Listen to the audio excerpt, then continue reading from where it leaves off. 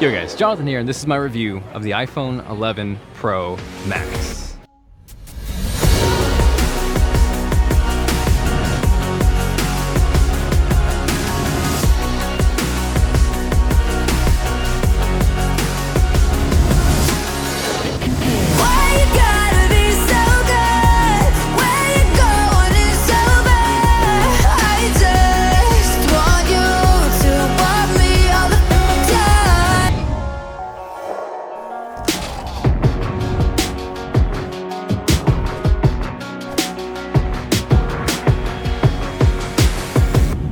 Shout out to Luke for the intro track. Jackson, Emma, you guys are amazing. That is a brand new, never heard song off their upcoming EP, so definitely give them a follow to see when that drops. This, though, is the brand new iPhone. One of 3 new iPhones this year, the iPhone 11, the 11 Pro, and what I'll be talking about mostly today, the iPhone 11 Pro Max, which after about a week, I have finally somewhat got used to saying. Before we get any further, let's just get the memes out of the way. Not gonna lie, I kind of like that Pikachu one, don't tell Tim Apple. But as we get further through this video, you'll see a lot of these new iPhone 11 Pro and Pro Max features, they make their way to the iPhone 11, which I think does nothing but solidify the fact that I think that is the iPhone for most people. But if you're someone out there who wants all the things, the 11 Pro and 11 Pro Max do have some pretty enticing features. So I'm gonna straight out say it. I would call this the iPhone 11 almost Pro. There are definitely Pro features, and then there are non-Pro features. I wouldn't say, though, that's a bad thing. I think it does a really good job of blending both those worlds, which is pretty much exactly what Phil Schiller set up on stage. And for us, that means it's a device that pros can count on to get their work done. But it's also a product for all of us who want simply the best product made, even if we're not a pro. And more importantly from there, I think this paves the way for future Pro phones in Apple's lineup. This is Midnight Green, which I think might take the cake as the best iPhone 11 Pro color. And if you're Team Space Gray or Midnight Green, you can fight it out in the comments below. What I want to talk about first, though, is something that, 1, surprised me, and 2, something that I don't think Apple got enough credit for. I'm sure you've seen the headlines, the videos about how boring this year's iPhone release was, but they quietly threw us all a curveball and did the most un-Apple-like thing. And instead of making this thinner and lighter, they thick this up like it is beefy. With that weight comes benefits, in particular, battery life. It's actually been confirmed that there's nearly 4,000 milliamp hours of battery packed inside the iPhone 11 Pro Max, which is kind of crazy, especially if you think about Apple's track record. 1, battery specs would never show up on a slide at an Apple keynote, or definitely not their website. And 2, Apple is usually like, yo, here's our brand new shiny processor. It's faster. It's gonna give you all these amazing magical features with the same battery life as last year. And this year, they're giving you everything. We're in this era of year-to-year phone upgrades where, yeah, cameras get better, they get added more often, chips get faster, but for the most part, battery life stays relatively stagnant. Maybe an hour here, at the most 2 hours there. But with the iPhone 11 Pro Max specifically, this is 5 hours more than the iPhone XS Max, and you're getting 4 hours more on the iPhone 11 Pro compared to the XS, which is huge. So battery life, definitely Pro. Sadly, there is no USB-C on this year's iPhone 11 Pro, which I personally would have loved to have seen. The good news is, though, Tim Apple is definitely watching, he's listening, he's paying attention because they have finally included an 18-watt fast-charging USB-C to Lightning cable and brick in the box, which does make a huge difference. It is worth mentioning that, yes, the iPhone 11 does support fast charging. You're just stuck with that 5-watt charger in the box. But with the savings and that $699 price tag, you can probably pick something up for maybe 30 bucks, and I'll drop a few options down below. I saw a few questions on Twitter asking how long it took to charge the iPhone 11 Pro Max. From 1% up to 62, that was about 45 minutes. 62 to 88 was roughly 35 minutes. 88 to 95% was about 30 minutes. And taking all of that and compiling it, you're looking at 1% to 95% in about an hour and 50 minutes. So you see, we kind of get that first jolt during the first half of the battery fill up, and then it kind of ramps down. That's really to preserve the longevity of the battery life, because if you're going full force the entire time, that's like having 3 bangs in a day. So with that lightning port, I think that's kind of the perfect example of where Apple's trying to blend that pro world with the non-pro world. It's almost like they're doing the dance of trying to please the significant other, but also the in-laws at the same time. You make one move, they're happy, they're pissed. You flip that, they're happy, they're pissed. You can't really win. Again, I along with the nerds out there, would have loved to have seen a USB-C port on this year's iPhone 11 Pro, but then you gotta remember, you have the other just regular, average consumers. If they saw Apple change the port, they're gonna be like, I gotta buy a new cable. Apple's just trying to make money off me. Where I do have a bone to pick with Tim, let's talk, is for whatever reason, that Lightning port is not USB 3. It is a painfully slow USB 2. And that's not a Lightning limitation. We saw USB 3 Lightning on the initial iPad Pro, so I would have loved to have seen that there. But again, that's the nerd side. That's the geek side of me. Do most people care about that? No. Now, I actually really enjoy the frosted matte finish on the back of the 11 Pro and the 11 Pro Max. I wouldn't say that it's grippier. I think smoother is probably the better word, but overall it does feel better in your hand, which is important if you're rocking the bigger phone, because we all remember what happened to my iPhone XS Max. Rest in pieces. Call me crazy, but I actually also really enjoy and maybe even prefer the fact that the Apple logo is now right smack in the center. It's super clean. There's actually not even any iPhone text this year, just the Apple logo, similar to what you'd see on something like a MacBook. Now inside the 11 Pro and the 11 Pro Max is the A13 Bionic chip, which you guessed it, is faster than last year. The A12 Bionic chip was already stupid fast, so I guess this is stupider fast. For real though, I do tend to use things like Geekbench to set some sort of baseline or to gauge expectations, but we're to the point now where it's so much more than just raw CPU speed and benchmarks. I'm sure by now you've watched tons of FingerTap 5000 speed test videos and people exporting video, but again, it is so much more than that. Think of it like a car, right? You're only gonna go 0 to 60 so fast, and if you do beat that speed, you are talking minute increments. Where the advantages of something like the A13 Bionic do actually matter are in things like smart HDR, extended dynamic range, stabilization, portrait mode. Those are things that actually take advantage of the chip. You then pair that with specialized co-processors like the new U1 chip, which allows your iPhone to be spatially aware of its surroundings. That's gonna be helpful for future things like Apple Tags, but immediately you'll see benefits with things like AirDrop. Also, that A13 chip, it's not just limited to the 11 Pro and the 11 Pro Max, it's in that $699 iPhone as well, once again showing that is the best iPhone for most people, also processor Pro. So while those phones all do share the same processor, where they do absolutely differ is with the displays. With the 11 Pro and 11 Pro Max, you're getting higher resolution and OLED versus LCD on the iPhone 11. From smallest to biggest, you have the iPhone 11 Pro, which sizes in at 5.8 inches. You then have the iPhone 11, which is 6.1 inches. And finally, we got the big, thick boy, the iPhone 11 Pro Max, which comes in at a whopping 6.5 inches at a massive 226 grams. Now, I'm not gonna lie, Apple does have some pretty ridiculous marketing terms from time to time. It's called Mobile Me Ping. Memoji. The Super Retina XDR. And ridiculous names aside, the displays on the 11 Pro and Pro Max are legitimately awesome. For starters, you have a better contrast ratio of 2 million to 1, so you're gonna get deeper blacks and brighter brights. And when you combine that with OLED and iOS 13 dark mode, it is a beautiful, beautiful thing.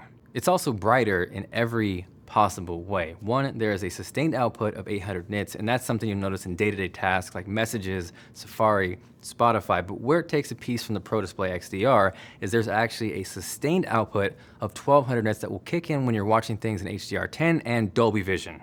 That paired with the new spatial audio makes this thing a media consumption monster. Spatial audio is actually way cooler than I thought it would be, and if we go back to the iPhone 7 where stereo speakers actually debuted on an iPhone, that was a huge deal, and this takes it one step further. Now to clarify, these still are physically stereo speakers on the 11 Pro and the Pro Max, but with spatial audio and with Dolby Atmos support, it's gonna create this virtual surround output that's gonna shoot things left, right, all over the place.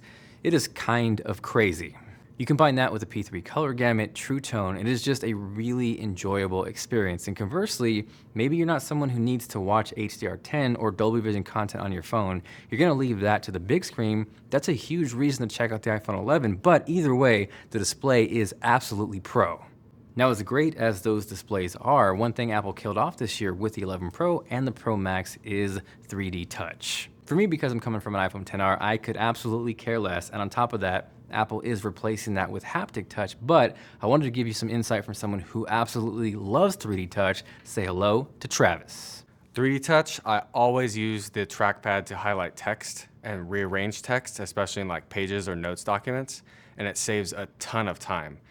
So when they were talking about haptic touch, I was like, that feature's going away and it's almost like I'm going backwards. But if you hold the space bar, you kind of get the same kind of feature. It's good, but not great. Putting it side by side with my XS Max, you can definitely see like a lag time because the phone's trying to decide whether you're tapping or you're trying to use haptic touch. With 3D touch, it's a hardware-based feature, so you definitely get it being more responsive. But the benefit of haptic touch would be that in future iOS versions, they could add new features and improve upon the speed without having to release a new phone. So conclusion, yes, 3D touch is definitely still going to be missed a little bit, but haptic touch is a great start to replace that, and it's only going to get better. Also new this year across all the new iPhones is better Face ID. For me, I definitely noticed a speed difference comparing the 11 Pro Max versus my obliterated iPhone XS Max. But before you get crazy excited, I don't think it's really a reason solely to upgrade from last year's phone to this year's, because a lot of that speed does come from iOS 13. What I did find more useful than speed, go figure, is the fact that Face ID is actually recognized by wider and more extreme angles. So one, that's gonna lead to better accuracy, but also in a situation where you whip out Apple Pay at a store, instead of having to bring your phone all the way out here, look a little ridiculous, you can simply glance down and you're good to go. What was also a very un-Apple-like move this year was how proud they were of how durable these new iPhones are. Like, they really showed it off.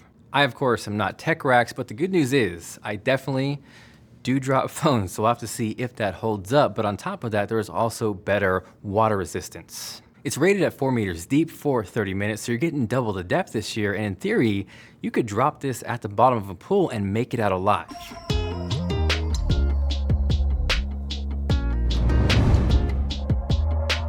So before we talk about that triple camera madness on the back, the front-facing camera actually got a pretty substantial upgrade this year as well. There's technically a 12 megapixel sensor sandwiched inside there, but the way it works is when you're in standard selfie mode, those are 7 megapixel shots. And when you expand out to wide mode, that takes full advantage of that 12 megapixel sensor. When you flip your phone into landscape mode, it's gonna automatically switch to that wide angle mode automatically, which is awesome, but you can also do this in portrait orientation by simply tapping those arrows. So yeah, absolutely helpful having the extra width on the front-facing camera this year, but hopping over to portrait mode, something new with iOS 13 this year is the ability not only to adjust the amount of blur, the f-stop, but also the intensity of the portrait lighting. There's also a new portrait lighting effect this year called High Key Mono, and I was surprised with how well that worked. Front-facing portrait mode overall across the board this year is pretty fantastic. Smart HDR absolutely crushes it. I think it does a much better job this year of not pulling down those highlights to an extreme level and keeps everything looking a little truer to life.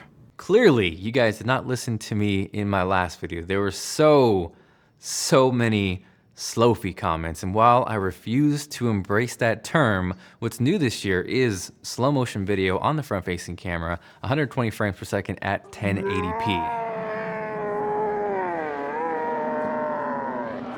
Honestly, I'm not sure how much I'm going to use this. Here is a mediocre backflip in Slowfie slow motion.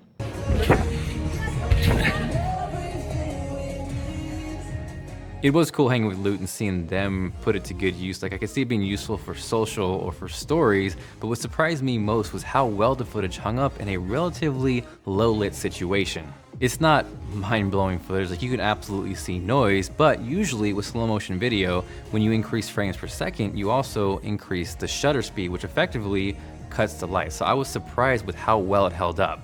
What's also new this year on the front-facing camera is, for the first time ever on an iPhone, 4K video. It'll go all the way up to 60 frames per second, or you can do up to 30 frames per second with extended dynamic range. Now, just to give you an idea of the stabilization on the front-facing camera, this is straight handheld, just walking freely like a mad lad. But curious to know what you guys think of the quality. Drop a comment down below. So this might be one of the craziest examples of that extended dynamic range that I have ever seen. This camera right here that you're watching on right now is an Arri Alexa Mini, and you can see it is blown to hell. This somehow though is keeping the sky, all the highlights, the harsh light, the shadows. It just shouldn't make sense on paper, but somehow it's holding it together. Mind blown. Honestly, I was really surprised with the quality on the front-facing camera. Because I was shooting in 24p, you can see That extended dynamic range is putting in work. Literally almost nothing is blown out, which is impressive on a rear camera, but to see that on a front-facing camera is even more impressive. As we flip things into a lower light situation, here is how the front-facing camera performs. 1, 2, 3. I can't sleep. He's so close to me. He's getting all the words inside of my head. He's sleeping on your side of the bed, but it's still your side. Now I'm up all night. I then, of course, wanted to take things one step further, so I plugged a Shure SM7B, which is not a crazy expensive microphone in contrast to other pro microphones out there, into an iRig Pro interface. This was lightning equipped, so keep in mind, this was just recorded on the iPhone using voice memos, and I was kind of blown away how you could transform that to the next level using no computers, just your phone. I can't sleep. He's so close to me. He's getting all the words inside of my head. He's sleeping on your side of the bed, but it's still your side. Now I'm up all night. From there, give me a fist bump, Pikachu. It is triple camera time. And to break that down, you have your standard wide angle lens, which is a 26mm equivalent. We finally see an ultra wide option on the iPhone 11 Pro that is a 13mm equivalent. And what separates the iPhone 11 Pro from the iPhone 11 is that telephoto lens, which is a 52mm equivalent. Now, yes, Huawei boys, LG boys, Android boys, I know you guys have had an ultra wide option forever now. Brofist, that's cool. But if we've learned one thing with Apple, is they're usually not first, but they're gonna do it right. So to break that down and explain why you might want a triple lens system, it essentially gives you 3 different focal lengths or the ability to take 3 different pictures without ever taking a step. Bam! Ultra wide shot of the one and only Jared Leto in a sweet new Kevin Kenson shirt, which you guys can check out, link below. Punching into the wide angle lens, you can see that is what we're normally used to. And then bam, telephoto lens shot of that beautiful, beautiful beard. Having the ultra wide lens is super clutch, and I would say it's more useful than the telephoto lens as someone who used an iPhone XR, as someone who didn't really care about the telephoto lens. I will say though, the performance on the telephoto lens this year on the 11 Pro is much better than the XS and XS Max. It now has an f-stop of f2.0, so it's gonna do much better in low light situations. So when you go from ultra wide to telephoto, it does remain pretty consistent. I will say, and I've noticed, you definitely take a small hit in terms of dynamic range when you hop over to that telephoto lens, but this year it is closer than ever. It's honestly where you're getting 85, maybe 90% of the performance of those other 2 lenses. So to have an extra focal length that stacks up that closely can be really useful. And alternatively, if you've seen those telephoto shots and they're not really doing anything for you, the ultra wide and wide angle lens are the exact same in the iPhone 11. Now, one of the coolest new features on the iPhone 11 Pro and the iPhone 11 just keeps looking better and better, is something that Apple really didn't talk about on stage this year: auto adjust. So this works when you're using the wide angle lens, and when you're in the camera UI, you can actually see a preview of what the ultra wide angle lens sees in real time, which is a great example of 1, that A13 putting in work, but 2, what's crazier is when you take that shot, maybe you take a group photo, even if you crop someone out and you're not using that wide angle lens, it's going to capture that information. From there, it's going to stitch all that data and information together and say, hey dummy, you cut off Travis's face. This is what the photo should have looked like. You can then, of course, hop in, edit, tweak, and adjust however you like. So if you do want Travis's face cut off, you can revert to the original photo. I will say it's not super clear or intuitive on when a photo can be automatically adjusted. It would be awesome if Apple could add some sort of preview or just heads up in the camera UI saying, hey, this is eligible for automatic adjustment. If you did pick up one of the new phones and you're confused on how exactly it works though, again, 1, you have to use the wide angle lens, not the ultra wide, not the telephoto lens if you're on the iPhone 11 Pro, and then from there, look for this icon. From what I've seen, it definitely works better in well-lit situations. It can be hit and miss when you're in lower light, but when it works, it is a game-changing feature. So camera performance, dynamic range is better across the board. But one thing that I absolutely love about the iPhone 11 Pro this year is the ability to use the wide-angle lens for portrait mode. This is something that you were forced to do with the telephoto lens on the iPhone XS and XS Max, and honestly, that's a big reason why I stuck with using the iPhone XR. Again, the telephoto lens performance this year is better across the board, but the fact that you're not tied down to that option is awesome, and there's something just really cool about a wide-angle portrait mode shot. Now to clarify, that portrait mode is on the wide-angle lens, not the ultra-wide lens, but that ultra-wide is actually working in tandem with the wide-angle lens to capture depth information, which is actually a reason you can now use portrait mode on the iPhone 11 with objects and animals and not just people. So super impressed with those cameras in terms of photos, but there were also some pretty big updates when it comes to video. 4K video at 60 frames per second isn't new, but what is new is the ability to shoot 4K 60 with extended dynamic range. Last year, you could shoot 4K 60 across the iPhone XR, the iPhone XS, and the XS Max, but that extended dynamic range was capped at 30 frames per second. For reference, this is 4K 60 frames per second video shot on the iPhone 11 Pro Max. This is slowed down to 24 frames per second, and you can see that extended dynamic range is doing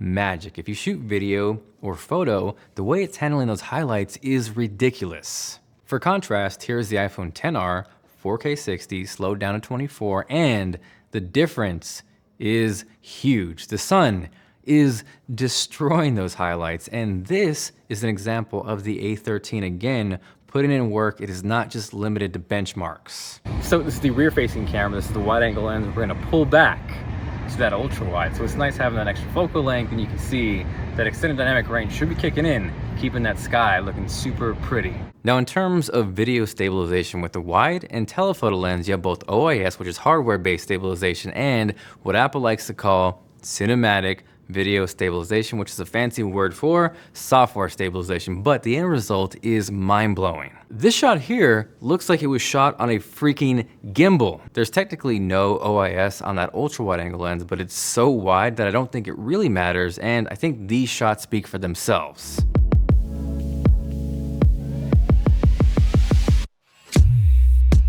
Now, I don't want to turn this into this Game of Thrones nerd off between the Huawei boys and the Pixel boys. I just want to focus on the iPhone 11 Pro.